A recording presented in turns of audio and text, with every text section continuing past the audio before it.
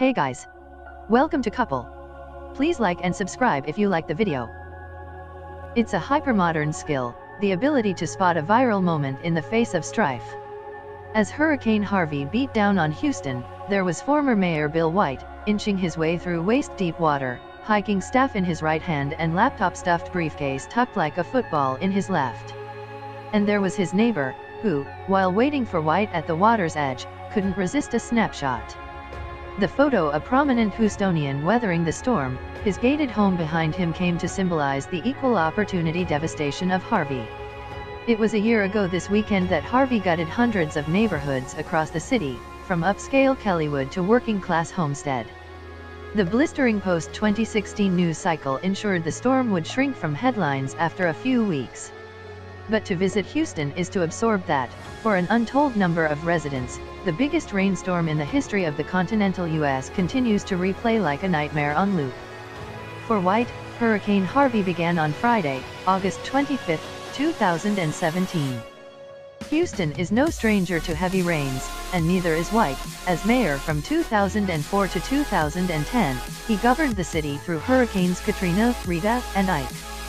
No small storms, yet as White monitored the news that day, and early rainfall projections began to rise from 20 inches, to 25, to 30, he realized this one was different.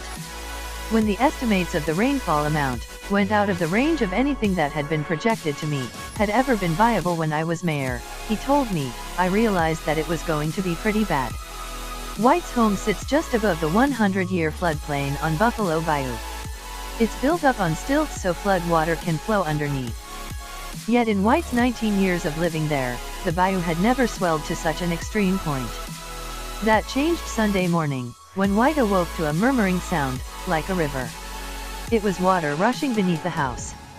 He spent the next few hours moving what furniture he could upstairs, keepsakes, and family photos into the attic. A recent tennis partner called, distraught. A close friend had died the night before, she told him, when she'd taken an off-ramp on the interstate and gone underwater.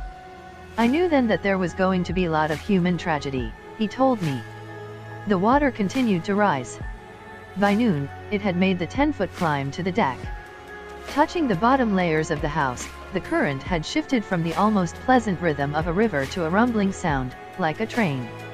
It was an eerie sound, White recalled. I was surrounded by moving water on all sides. It was like being on a boat. Within 15 minutes, the water found its way inside and began creeping up the walls. It began popping and pooling out of the floor sockets, like tiny geysers. It was time to go. He threw on wool socks, hiking boots, a backpack, and put his iPad, laptop, and some papers in his briefcase. The neighbors had called to urge him along. He found his hiking staff, waded ankle-deep to his front door, and began his trek into the coffee-colored river outside.